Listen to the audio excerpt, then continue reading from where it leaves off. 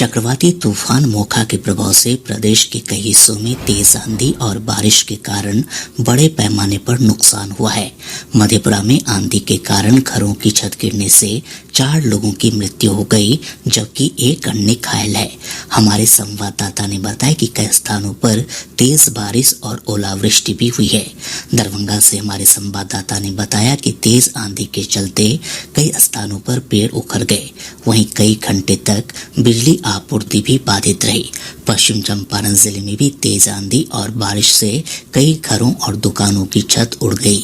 सड़कों पर पेड़ गिरने से वाहनों की आवाजाही भी प्रभावित हुई। समस्तीपुर, वैशाली, सीतामढ़ी, खगड़िया, मुंगेर, कटिहार, पूर्णिया, अररिया, सुपौल और सहरसा जिले में तूफान का अधिक असर देखने को मिला है।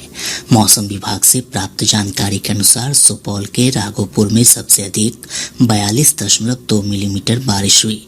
वहीं मधेपुरा के मुरलीगंज में 38.2 और सुपौल के वीरपुर में 34 मिलीमीटर बारिश दर्ज की गई।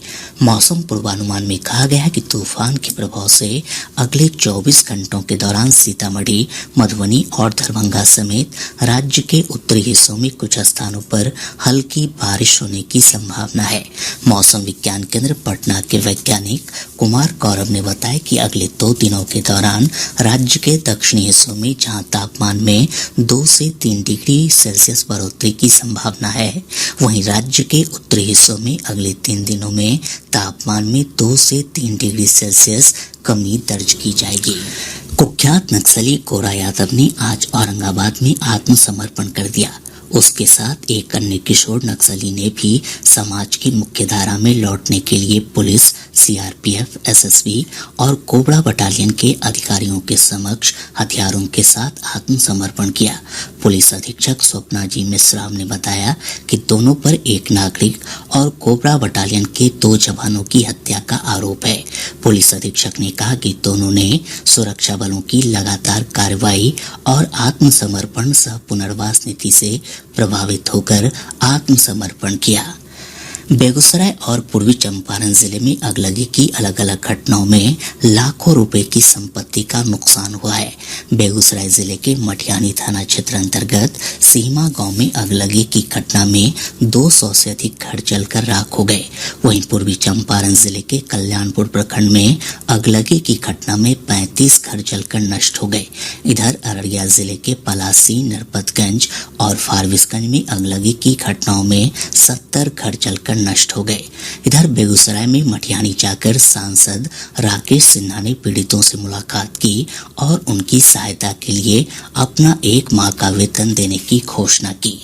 शेखपुरा जिले के गोसाईमढ़ी गांव में चिकन पॉक्स के कारण लगभग 25 बच्चे बीमार हो गए हैं।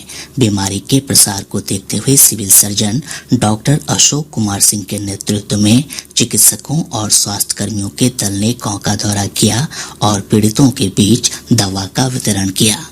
कैमूर जिले के जीटी रोड पर स्थित समेकित चेक पोस्ट के पास उत्पाद विभाग और पुलिस की टीम ने एक ट्रक से 12,000 बोतल से अधिक शराब बरामद की है। मौके से 2 लोगों को गिरफ्तार किया गया है। नालंदा जिले के लहरी थाना क्षेत्र स्थित कटरा में पुलिस ने छापेमारी कर एक मिनीगन फैक्ट्री का उद्भेदन किया है। मौके से निर्मित अर्धनिर्मित हथियार और हथियार बनाने के उपकरण के साथ 5 लोगों की गिरफ्तारी हुई है। गोपालगंज जिले के मीरगंज, भोरे और श्रीपुर थाना क्षेत्रों में पुलिस ने अभियान चलाकर मोटरसाइकिल लुटेरा गिरोह के 8 सदस्यों को गिरफ्तार किया है। इनके पास से चोरी की 12 मोटरसाइकिल और हथियार भी बरामद किए गए। न्यायमूर्ति ए अभिषेक रेड्डी ने आज पटना उच्च न्यायालय के न्यायाधीश के रूप में शपथ ली। राजभवन में आयोजित समारोह में राज्यपाल राजेंद्र विश्वनाथ आर्लेकर ने न्यायमूर्ति ए अभिषेक रेड्डी को शपथ दिलाई। इस अवसर पर पटना उच्च न्यायालय के मुख्य न्यायाधीश के विनोद चंद्रन, विधान परिषद के सभापति देवेश चंद्र ठाकुर और विधानसभा अध्यक्ष अवध बिहारी चौधरी समेत कई गणमान्य लोग उपस्थित थे।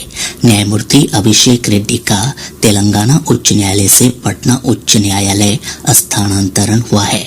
गौरतलब है कि पहली बार राज्यपाल ने परंपरा से अलग हटकर पटना उच्च न्यायालय के न्यायाधीश को शपथ दिलाई है।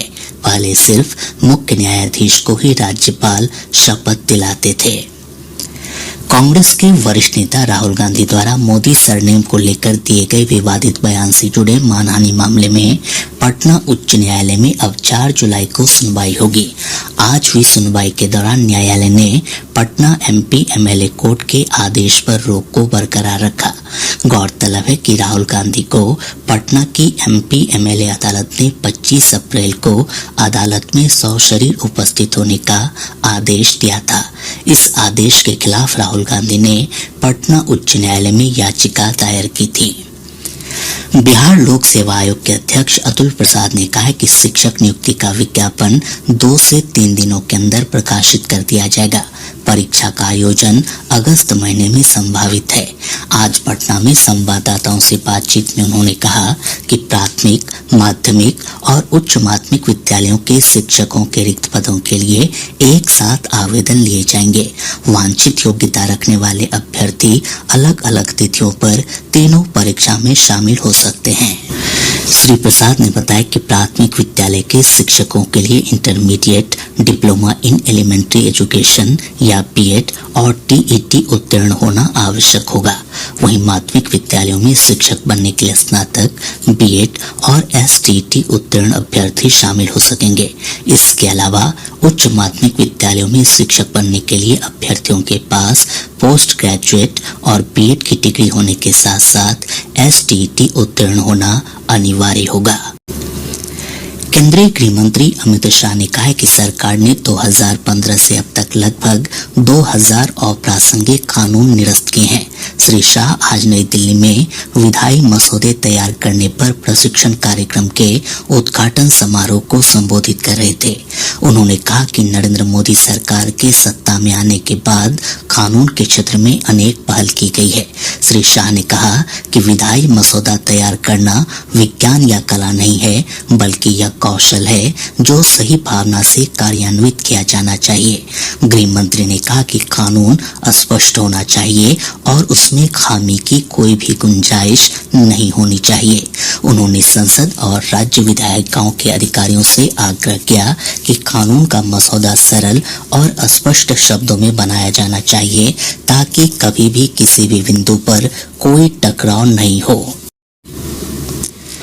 केंद्रीय पर्यावरण मंत्री भूपेंद्र यादव ने आज नई दिल्ली में मेरी लाइफ नामक एक मोबाइल एप्लीकेशन का शुभारंभ किया। यह मेरी लाइफ ऐप जलवायु परिवर्तन सम्मेलन में प्रधानमंत्री नरेंद्र मोदी द्वारा परिकल्पित लाइफ की अवधारणा से प्रेरित है, जो संसाधनों के अंधाधुंध और अविवेकपूर्ण खपत के बजाय सचेत और सही तरीके से उपयोग पर बल देती है। कर्नाटक में नया मुख्यमंत्री चुनने के प्रयास तेज हो गए हैं। कांग्रेस पार्टी के वरिष्ठ नेता सिद्धारमैया और डीके शिव कुमार ने मुख्यमंत्री पद का दावा किया है। 10 मई को विधानसभा चुनाव में कांग्रेस ने पूर्ण बहुमत हासिल किया और अब सरकार गठन की प्रक्रिया चल रही है। कल बेंगलुरु में कर्नाटक कांग्रेस विधायक दल की बैठक में सर्वसम्मति से फैसला किया गया कि विधायक दल के नेता का नाम कांग्रेस अध्यक्ष मल्लिकार्जुन खड़गे तय करेंगे।